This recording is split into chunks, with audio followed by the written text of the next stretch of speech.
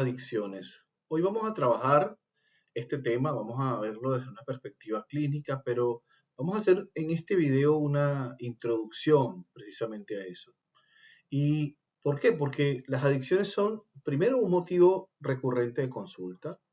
Los pacientes que van a nuestro consultorio van a veces con algunas adicciones, desde las más comunes como el alcohol o el cigarrillo, hasta las más complejas como las adicciones a benzodiazepinas y otras sustancias, pasando también por adicciones al sexo, al juego, a las expresiones y a las conductas ATR de todo riesgo, y un par de contar. Hay muchas cosas que el ser humano busca en torno a mejorar, vivir o experimentar algo nuevo en su vida.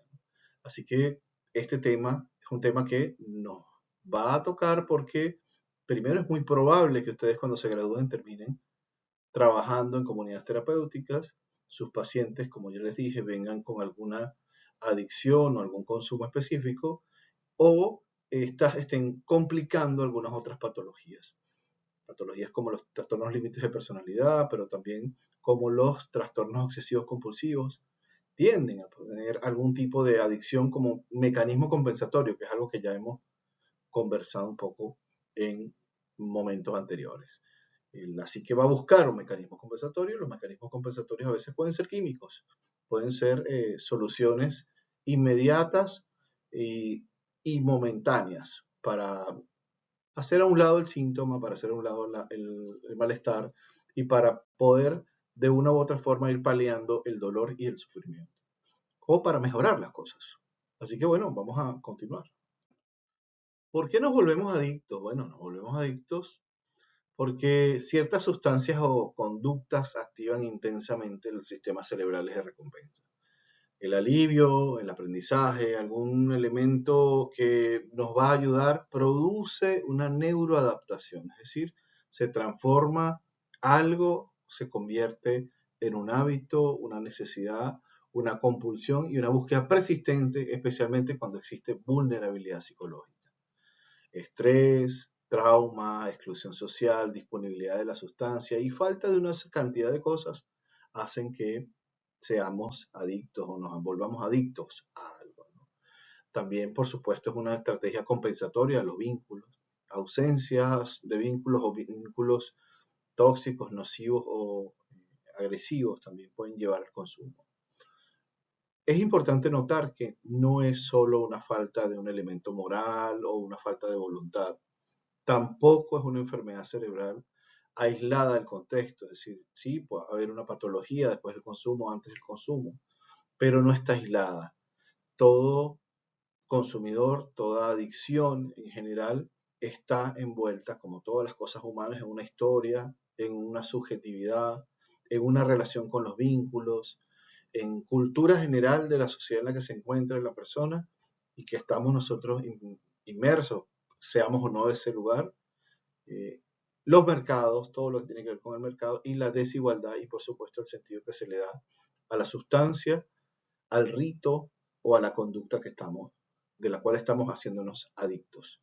Toda esta representación simbólica, toda esta manifestación se da en un contexto, pero además se da a partir de ciertas vulnerabilidades, vulnerabilidades que pueden ser ausencias de determinados procesos afectivos o presencia de determinados dolores o de malestares subjetivos indeterminados también.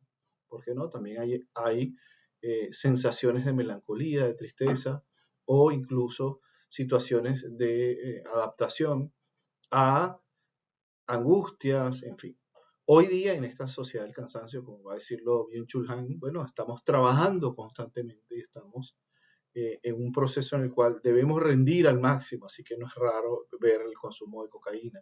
O debemos también calmarnos en algún momento en que ya no tenemos cómo trabajar más y debemos descansar. Y nótese que decimos debemos descansar, porque no estamos hablando de queremos descansar, sino que esta sociedad nos lleva a pensar que el descanso es parte de la mejora para lograr la tarea. Así que si quiero descansar más, ¿por qué no? Si hay una sustancia como el ribotril o alguna sustancia que me pueda, o el Alplax, que me pueda generar un sueño inducido inmediato y rápido que no me permita perder el tiempo, pues lo voy a usar. Y así hay diferentes formas en las cuales nosotros de una u otra forma terminamos en una adicción. Pero además, ¿por qué? Porque hay una sustitución de los neurotransmisores cuando esto ocurre. Si yo puedo dormir directamente con melatonina, pues va a haber también una adicción a la melatonina por el temor a no dormir, solo por el hecho de que yo quiero dormir y garantizarme el poder hacerlo. Así que bueno, sigamos viendo un poco las características de esto que llamamos las adicciones, con la historia y de dónde viene todo este asunto. Ahora, ¿por qué nos volvemos adictos? ¿Qué es lo que pasa que nos hacemos ahí adictos? Ya sabemos cómo ocurre, sabemos que hay algo de esta sustitución, pero va a ser importante saber que el cerebro está diseñado para buscar recompensas. No es ajeno el principio del placer, de esta teoría freudiana que tanto conocemos o que hemos visto, y es que sí, nosotros buscamos el placer, buscamos, incluso en la comodidad hay ausencia de incomodidad, en la sonrisa o en la alegría hay ausencia de tristeza, en fin, nosotros vamos buscando salir de lo que nos es egodistónico, es decir, que nos molesta, que nos genera dolor, fatiga, sufrimiento o desesperación, y vamos a aquello que nos genera placer, animosidad y alegría, y además nos da esperanza o nos da una sensación de tranquilidad. Así que es nuestro cerebro buscando esa recompensa, ese placer, eso que está allí. La adicción es entonces una enfermedad del cerebro, pero que tiene que ver con conductas, comportamientos y manifestaciones nuestras en torno a el contexto en el que estamos, ¿no? En donde nos encontramos y que estamos allí. Eso es importantísimo para poder validar los factores de riesgo y los factores de protección que están involucrados ante la posibilidad de las adicciones. No es lo mismo consumir alcohol en una cultura europea que consumir alcohol en una cultura de pueblos originarios. No es lo mismo consumir cigarrillos en una familia donde todos son fumadores a un lugar donde no son todos fumadores. ¿Y por qué? Bueno, porque el refuerzo, porque la connotación, porque la manifestación de la interpretación simbólica va a ser mayor, va a ser mucho más importante. Si yo asocio cosas como el fumar con mi profesión o el fumar con mi padre o ¿por qué no con mi madre? Pues entonces yo tendré al fumar dos elementos. Uno, el efecto de la nicotina que llega a los receptores nicotínicos y afecta ese balance, y a su vez el elemento simbólico que me empareja, que me conecta con mi madre, mi padre o mi profesión. Así que va a haber un vínculo, eso va a generar un riesgo, una mayor potencialidad de adicciones. Y es importante verlo, no, vuelvo a decirlo, no es una debilidad moral, no es una desviación, una falta de carácter. No, estamos hablando que hay una combinación. Si bien yo puedo aprender a dejar de fumar, a sustituirlo por otra cosa, porque además no puedo incorporar el no o la ausencia de comportamiento en este asunto.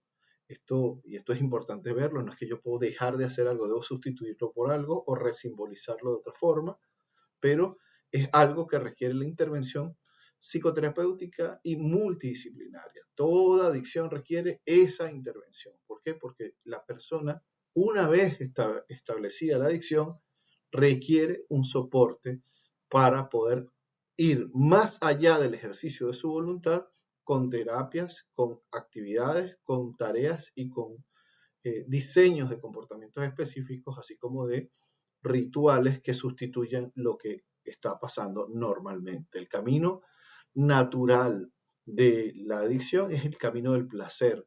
Entonces, cuando uno empieza a hacer el proceso inverso, va hacia el displacer, con lo cual las personas también van a sentir resistencia interna, van a sentir que su cuerpo y que su vida les va a ir en contra de la detención del consumo, sea cual sea este. ¿Okay? Así que es muy complejo el proceso, pero además es muy difícil hacerlo solo.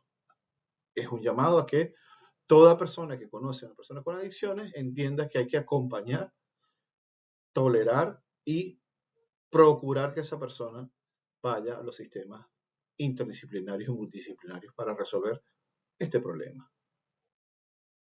Entonces, algunos teóricos van a decir que la adicción es una suerte de secuestro del cerebro. El cerebro se encuentra buscando algo que le hace falta, tanto por la vía del aprendizaje como por la vía bioquímica. Es decir, el proceso con la dopamina, en la cual el placer se dispara, o sea, esa sensación de placer se dispara, está asociado a otras cosas. Entonces, ahí hay un secuestro. El cerebro va a buscar evitar que se intente detener este proceso en el cual él se siente complacido, ¿okay? Porque está hecho para el placer. Y eso es fundamental, saber que en una adicción hay esta suerte de detención de los procesos del cerebro, pero en lo bioquímico, no tiene que ver con los procesos de pensamiento. Si bien se alteran, por supuesto, por la sustancia, una persona puede entender y saber que debe dejar de consumir una sustancia, pero su cuerpo entero, su cerebro, está pidiéndole la sustancia porque hay un vacío, una necesidad, una ausencia y un displacer, un dolor o un malestar que quiere resolver. Entonces, la artificialidad de la sustancia tiene que ver con lo que la voluntad de los seres humanos ha hecho, ¿okay? Porque hemos nosotros decidido consumir esa sustancia. El cerebro lo que hace es intentar llevarnos hacia un principio del placer, llevarnos hacia la compensación de los dolores o de los sufrimientos. La dopamina no causa por sí sola la adicción, es decir, decimos, bueno, pero es que es un proceso en la dopamina se alteró, la dopamina se incrementó, es un tema con el circuito de la dopamina, no. Si bien la dopamina sirve para identificar o hacernos sentir el placer, ¿okay? Por sí sola no genera la adicción. Si bien cumple un papel central porque participa en los circuitos de recompensa, motivación, aprendizaje, es una sustancia que ayuda y se genera fuertemente cuando algo para generarnos placer. Con el tiempo se genera un aprendizaje. Es decir, es como cuando el gatito de Thorndike llegaba y colocaba una pata y entonces le caía una bolita de carne y luego se daba cuenta que tenía que volver a dar la bolita de carne. Fíjense que es un mecanismo interesantísimo que tenemos que nos permite aprender. Si usted tiene que hacer una tarea y después de esa tarea es recompensado con un abrazo, con un qué bueno o con un salario o con algo que le genera placer, un trozo de pizza, usted sabrá que el mejor camino posible es ese. Porque el otro no lo lleva a la pizza. Bien, si el otro no lo lleva a la pizza, se lo descarta y esto lo refuerza. Ese reforzamiento, como toda conducta, debe tener una contraparte fisiológica. Todo lo que nosotros hacemos como seres humanos tiene función, estructura, sistema, es decir, mano o cuerpo que lo soporta, es decir, soma, y un asiento neurológico. El asiento neurológico de los aprendizajes, cuando estos son nobles, cuando estos aprendizajes son favorables, cuando estos aprendizajes nos ayudan en algo y nos generan la complacencia de haber logrado un objetivo o de mejorar o de ausentar o de resolver un malestar, pues se generan con la dopamina. Nuestro cuerpo nos dice de esta forma, nos da un premio bioquímico. Más allá de que te den un regalo, más allá de que te den el dinero o algo, hay un premio bioquímico. Mi premio es la dopamina. Y va a ser una recompensa, va a ser un placer. Nos va a ayudar en la motivación. O sea, si yo quiero dopamina, entonces yo tendré que hacer algo. Me movilizaré, me levantaré más temprano, iré a correr, haré algo. Si correr me permite que mi cuerpo quede como quiero, pues eso me va a dar placer y ese placer va a ser algo que está vinculado, como vemos, con la dopamina. Me va a ayudar a aprender aquellas cosas, ya sabemos que son de nuestro aprendizaje, que nos interesan, que esa información que queremos incorporar, cuando la dejamos bien hecha, cuando hacemos los resúmenes y nos parece lindo, y cuando además de eso nos damos cuenta que esa información nos sirve, por supuesto, va a descargarnos un poco más de dopamina. Nos va a ayudar a la toma de decisiones, nos va a hacer recordar qué actividades nos llevaron al placer y qué actividades nos llevaron al displacer y a la pérdida. Y algo más interesante aún es que nos va a ayudar a la atención. Digamos que la motivación, eso que despierta, orienta y mantiene la conducta, está validado Primero por el foco de atención, es decir, yo veo algo, me parece importante, lo decido, pero luego lo que mantiene la conducta va a ser la dopamina y todo el sistema que está debajo. ¿Por qué? Porque si usted está haciendo algo y le genera dolor, hay un momento en que lo va a parar, no lo va a tolerar ese dolor. En cambio, si usted está haciendo algo y eso le genera algo de placer, va a continuar a hacerlo. Y luego viene el aprendizaje. Luego viene el aprendizaje y dice, bueno, cada vez que estudio, no me gano la nota de 10, el máximo de mi profesión, de lo que estoy haciendo, pero me gano algo, o por lo menos avanzo. Y eso es expectativa. Así que fíjense, está lo que se hace, la expectativa de recibir la recompensa, el premio por la propia acción y la validación que yo le doy a esa recompensa. ¿A qué hay detrás de todo este asunto? ¿Cómo yo simbolicé si esto es placentero o no lo es? Y si lo es, entonces ¿por qué tengo que dejarlo? ¿Por qué tengo que abandonar algo que me es tan agradable? Bueno, tengo que hacerlo porque me genera elementos adversos y nos genera problemas, porque aquí estamos hablando de consumos problemáticos y las adicciones son consumos problemáticos. ¿Problemáticos en dónde? Problemáticos en el cuerpo, problemáticos en la mente y problemáticos en la interacción con el otro, en los vínculos. No solamente es el deterioro cognitivo, el deterioro fisiológico general del cuerpo, sino también en el vínculo de las relaciones humanas. Eso es fundamental y eso, por eso es que para nosotros las adicciones son tremendamente importantes de atacar en su momento. Profundizando un poco el núcleo y el círculo de recompensa de la dopamina, veremos, fíjense, cuando aparece un estímulo señal, es decir, un recuerdo o yo sé que voy a ir con los amigos a comer el asado o al fútbol o a lo que sea y antes de eso me voy a tomar unas cervezas o voy a fumar algún tipo de sustancia o voy a conseguir alguna otra cosa para poder estar estimulado o cuando sé que voy a jugar juegos de video y ya estoy llegando a casa, pues se activan señales, se activan y ya de por sí hay una pequeña dosis de dopamina y hay una descarga de dopamina que está allí. Luego, después que estoy allí, que puedo permanecer las horas del partido, del asado o del sentarse por horas para jugar, incluso haciendo que el sueño se suspenda y solo dándome cuenta que son las 4 de la mañana y debo ir a trabajar, entonces yo sigo jugando. Bueno, pues para que eso ocurra, tienen que estar involucrados muchos elementos. Tienen que estar involucrados elementos inhibitorios de ciertas conductas y prospectivos de ciertas conductas, otros que movilizan otras conductas. Bien, es allí que veremos cómo cuando aparece el estímulo, hay la señal del cerebro, como lo vemos en la lámina, se activa y se activa el área tegmental ventral, la BTA, que es la que nos dice viene el placer, se va a liberar y se libera la dopamina. Esta va a viajar al núcleo accumbens, que tiene que ver con la sensación de recompensa y de deseo y de motivación, que también va a dar la necesidad de repetir la acción y va a registrar aquello que es placentero, aquello que es intenso y aquello que es realmente relevante. En este caso, el hipocampo que está por allí va a recibir una señal y va a mediar otras cosas y va a decir, bueno, con quién y en qué momento y bajo qué señales. Es decir, es el olor del asado, es el llegar a casa, es el mensaje del amigo con un determinado meme diciendo jugamos, o la imagen del counter o de lo que sea, o es la persona diciéndome voy para allá. Todas estas están allí, conectadas.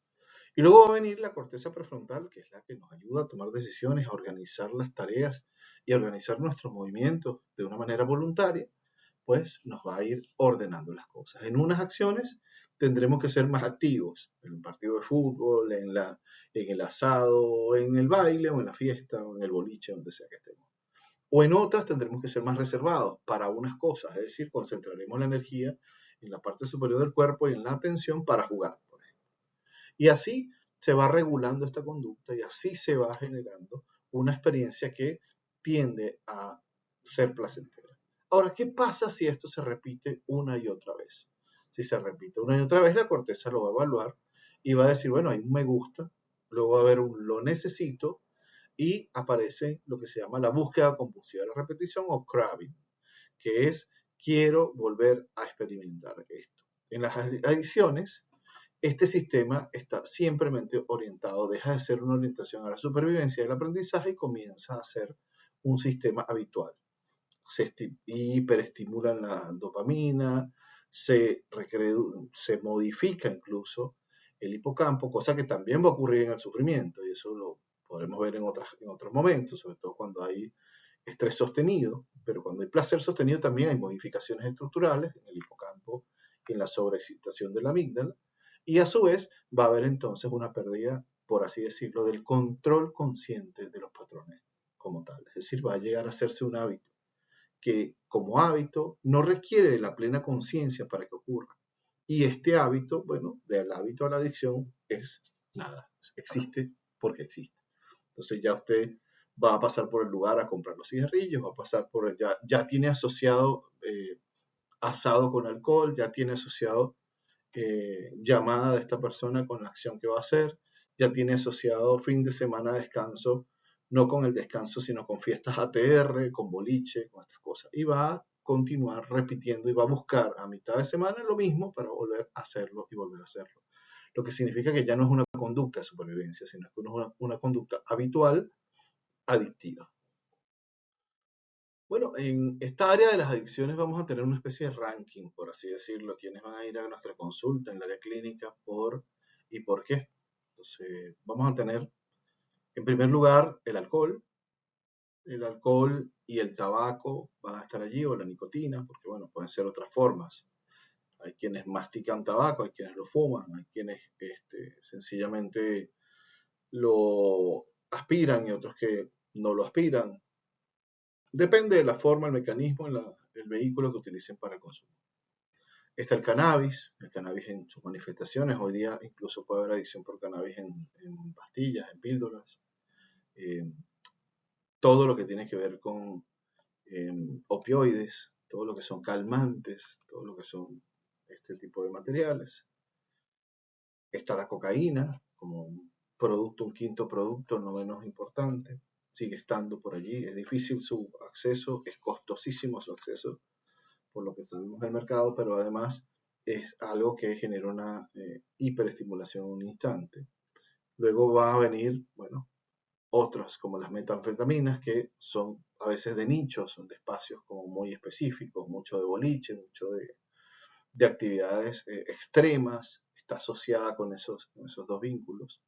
Y bueno, y esto, aunque está en el número 7 que los coloqué allí, les diré que realmente puede existir un policonsumo. Hay gente que consume marihuana, consume cocaína, fuma cigarrillo y toma alcohol. Todo eso puede estar en un mismo lugar. Todo puede estar en un boliche, en una discoteca, en un bar en el que estemos, ¿no? Un pub.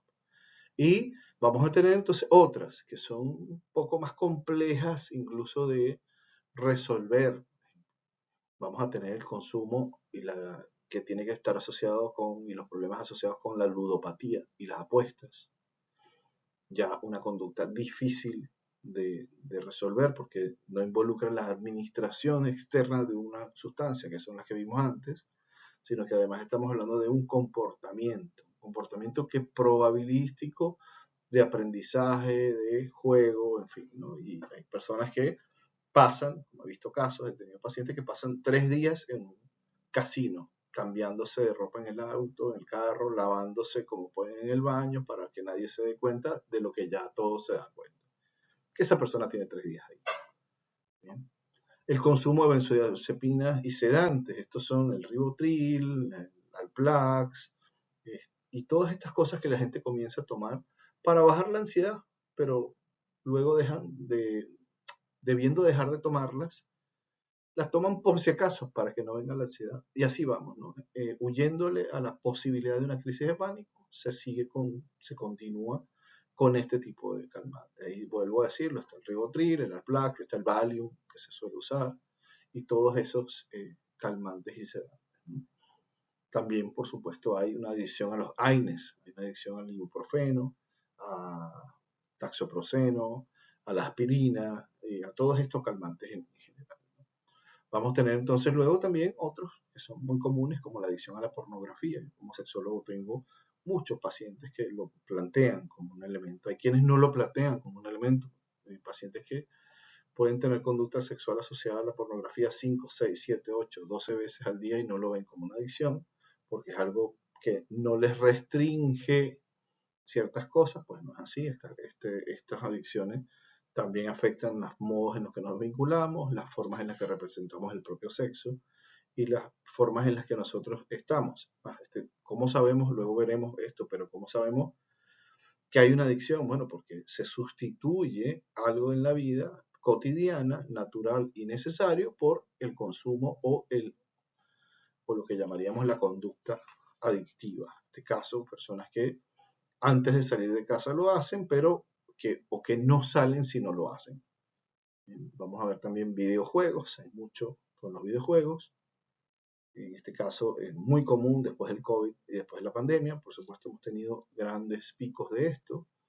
Se estima que hoy en día eh, la población sub 30 o sub 35 a los 18, 15 años tiende a jugar al menos 1 o 2 horas a la semana. Eso significa muchísimo, pero en este caso estamos hablando de personas adictas a los videojuegos, que significa que rompen con la actividad social real, se quedan en la virtualidad y se plantean una vida desde ese.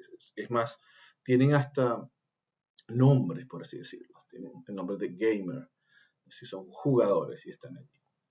Otra adicción muy común y que es más común de lo que creemos y que genera problemas a la economía, a la seguridad social y por supuesto a la seguridad en general y a la salud de las personas es las compras compulsivas.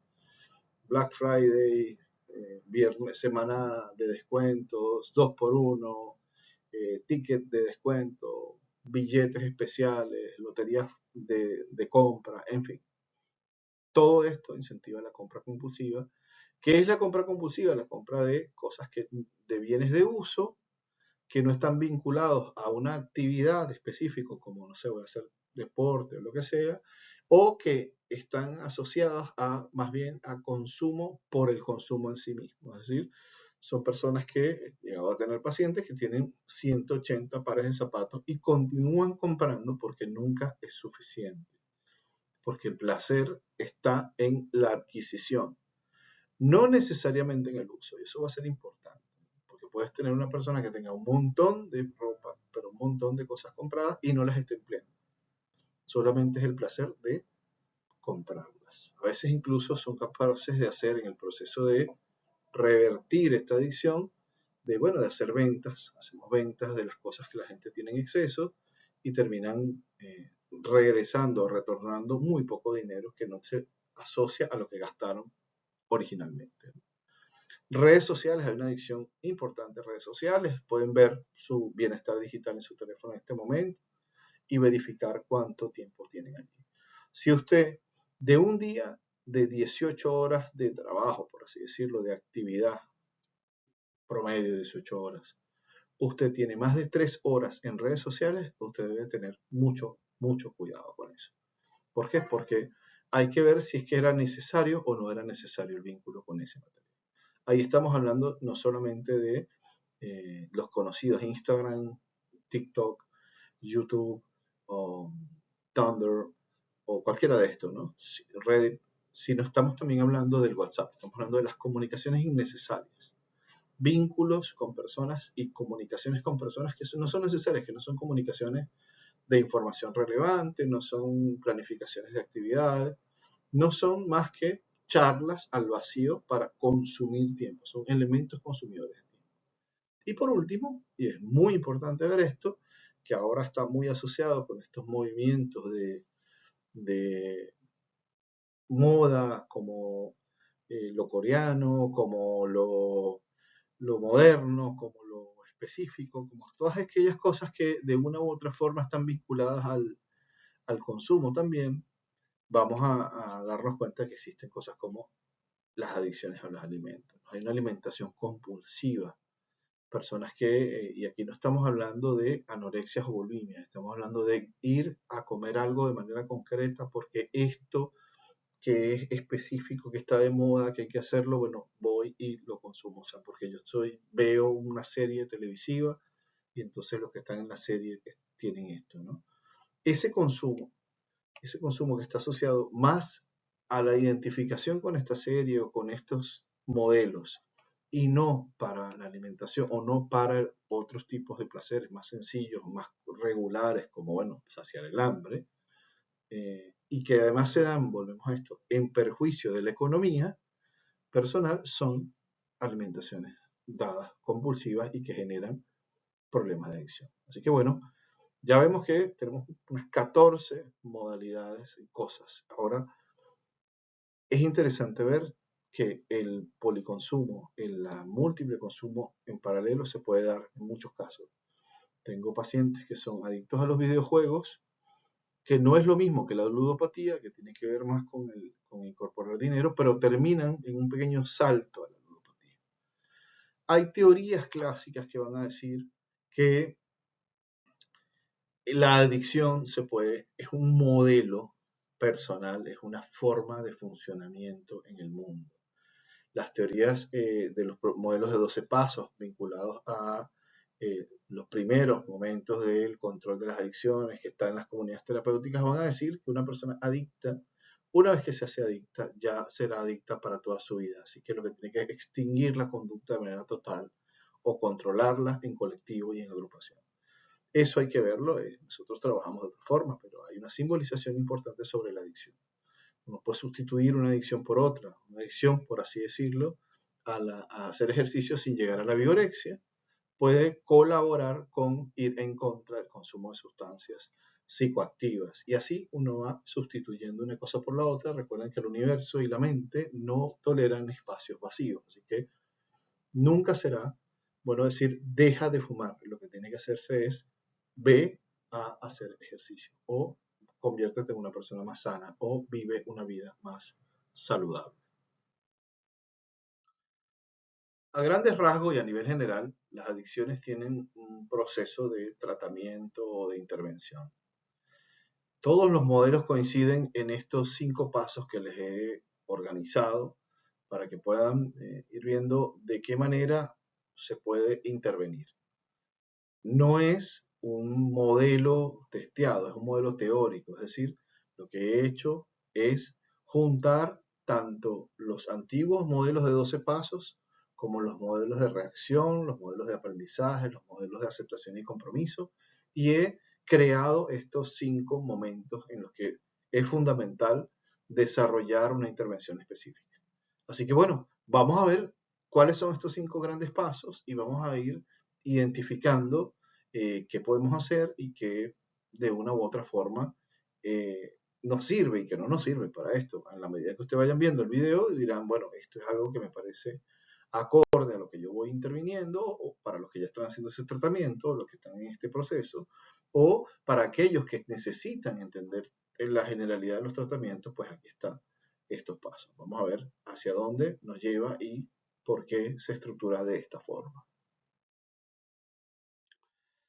Lo primero que tenemos que hacer es una evaluación integral y un diagnóstico de patrón adictivo. ¿Qué significa el patrón adictivo? Básicamente responde a cómo, cuándo, con quién, qué y en qué condiciones se consume la sustancia.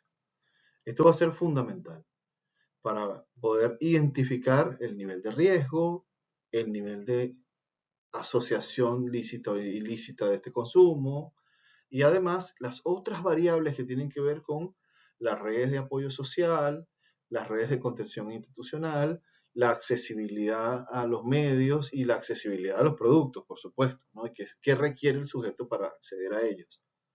¿Okay? ¿Qué se tiene que hacer? ¿Cómo se tiene que hacer? Para poder ver en cada momento, en cada espacio, cuáles son los riesgos, cuáles son los elementos involucrados, las personas involucradas y ver si podemos hacer una prospección para evitar, porque lo que queremos hacer es detener, modificar esta conducta y procurar resimbolizar este proceso. Así que bueno, el objetivo es determinar las condiciones y los elementos, así como los medios y los componentes de a lo que vamos a enfrentarnos. No es lo mismo una persona que tiene una familia que le ayuda a una persona que se encuentra solo en otro país o en alguna condición de precariedad social. No es redundar en decir que uno tiene que evaluar el riesgo, tiene que evaluar las condiciones de riesgo y las formas. ¿Se puede retirar toda la sustancia de una vez? ¿Qué pasa con la abstinencia? ¿Dónde va a llevar este paciente la abstinencia? ¿Qué conductas compensatorias va a tener o qué conductas compensatorias inadaptativas puede generar? Aunque podríamos hablar de malas adaptaciones también, ¿no? Si hay conducta de riesgo, si hay riesgo suicida, si hay riesgo de daño de acciones heteroagresivas o autoagresivas. Eso es fundamental, hay que ver qué hay detrás de esto.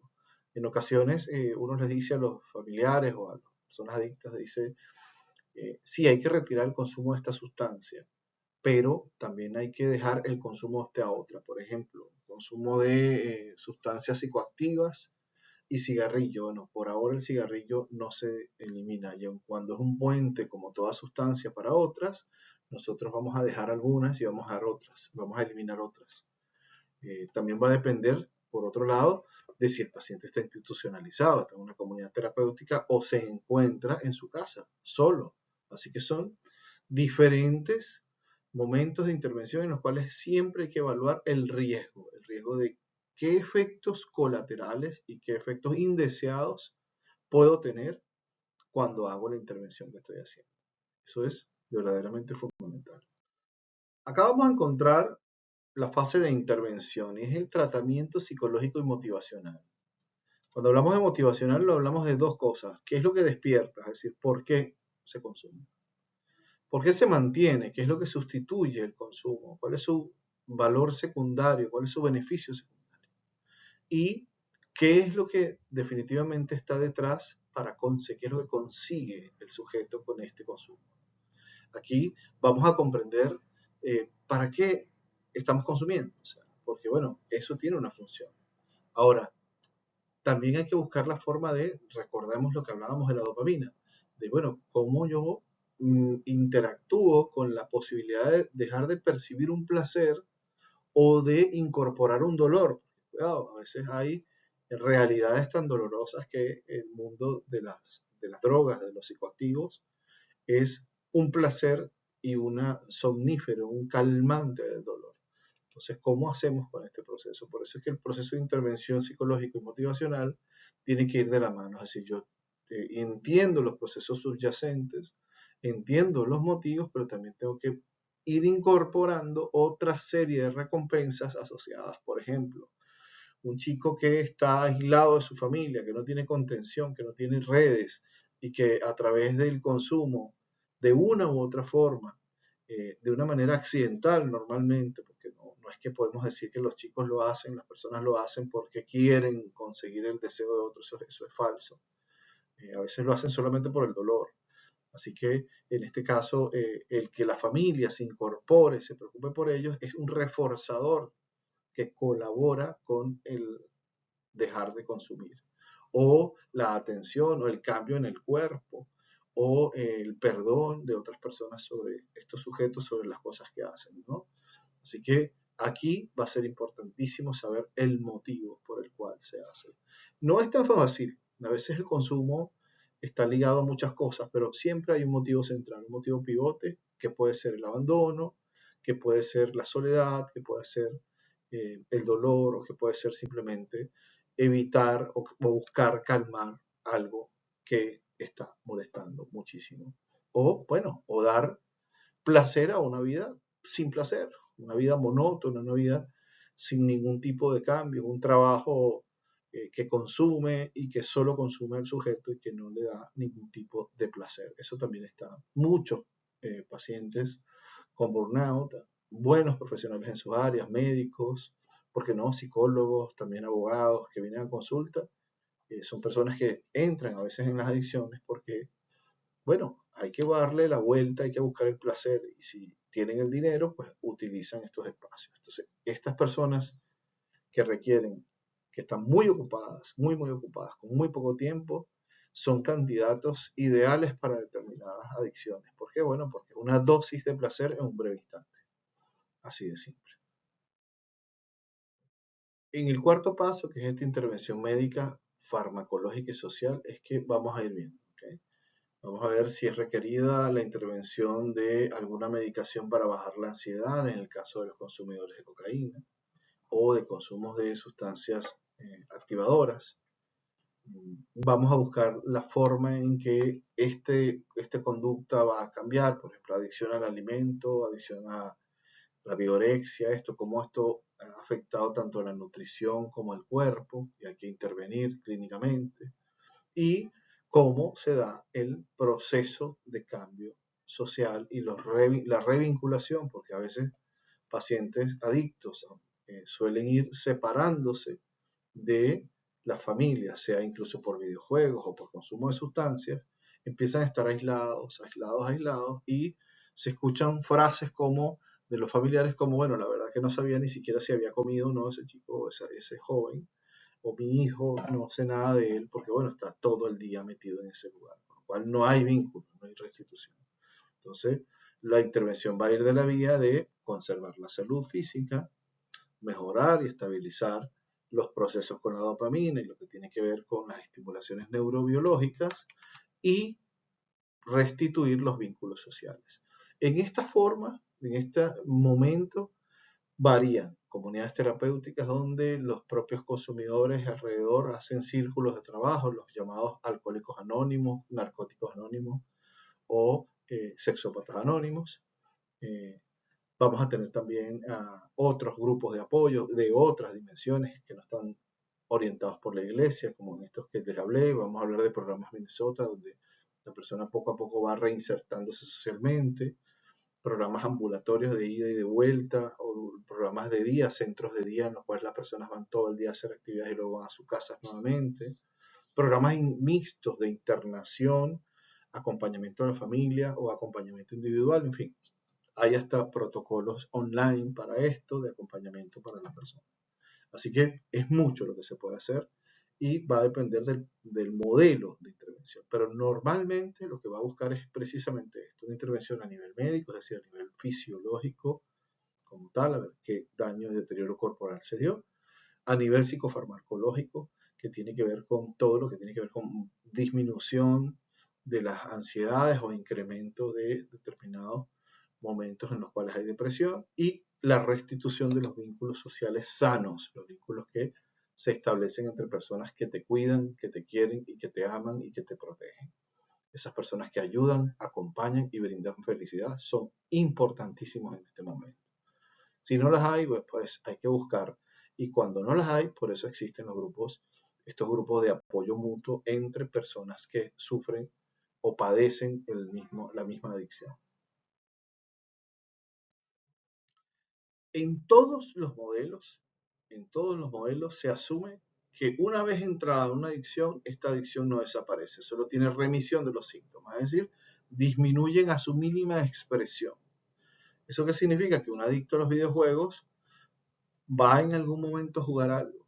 Te dirá, bueno, no está jugando en salas o no está apostando en un bingo o no está en un casino, pero está jugando algo en el teléfono, Monopoly o algún tipo de casino online, algo pequeñito, pero lo va a hacer. Lo que hay que ver es cómo esto se incorpora o hay o no hay recaídas, por lo cual hay que estar constantemente monitoreando eso. La persona, su terapeuta y su red social. Y esto es fundamental, fundamental esto de la constancia. Entender que es algo que se instaló, que es natural y que está alterado, que es el proceso de recompensa de la dopamina, es fundamental para no dejar solo o sola nuevamente a estas personas con esta adicción. Si usted lo deja solo o sola, sencillamente recae, va a haber una recaída. Y luego vamos a tener que cambiar el proyecto de vida. Cambiar los proyectos de vida, ¿por qué? Bueno, porque así como se hace un análisis conductual, desde el paradigma de lo conductual, de cuándo se consume, entonces se elimina ese patrón recurrente de comportamiento, o esa resimbolización de los amigos como el espacio para beber, o esa simbolización de el alcohol como refugio de los dolores, pues va a haber que cambiar esos modelos, esas formas, esos eh, modelos internos de funcionamiento.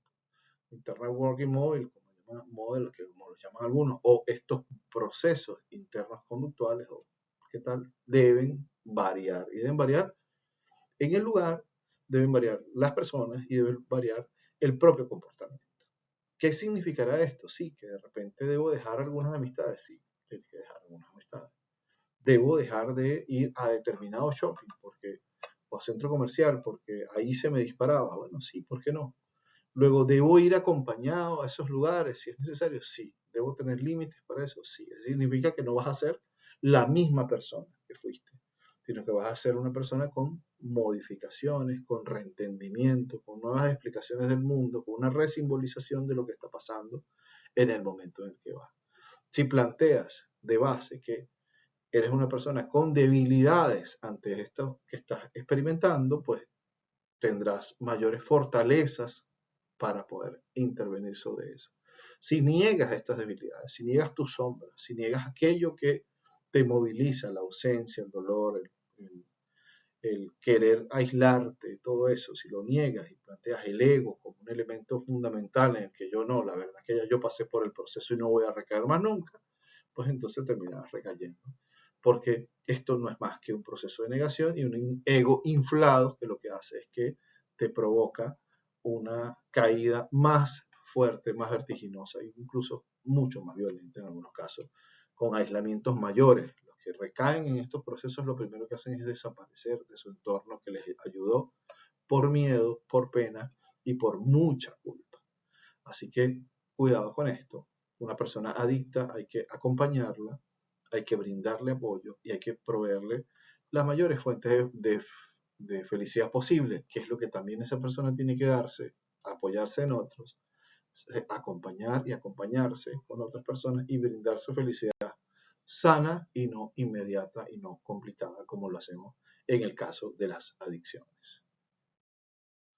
Desde la perspectiva clínica, la intervención en pacientes con adicciones es un camino largo. Se sabe que solo un 2% de las personas con adicciones a sustancias logran sostenerse en un primer momento, pero también se sabe que aquellos que recaen insisten e insisten. Caer en las adicciones es muy fácil, solo hay que dejarse llevar por el placer. Y en tiempos en los cuales reina el displacer, en tiempos en los cuales reina el cansancio y reina la confusión y el aislamiento social, las adicciones son algo muy común. Tengamos esto en cuenta, veamos a nuestros pacientes, a nuestros familiares, a nuestros conocidos en adicciones como personas que no son unos vagos, no son personas que voluntariamente son unos adictos, no son personas llamando la atención, que es otra cosa que se dice, ni tampoco son personas con un carácter débil. Son personas que cursan una enfermedad, son personas que requieren atención en esta patología. Así que bueno, les dejo hasta acá y continuamos en clase, continuamos en los demás videos y los materiales que trabajamos en este espacio.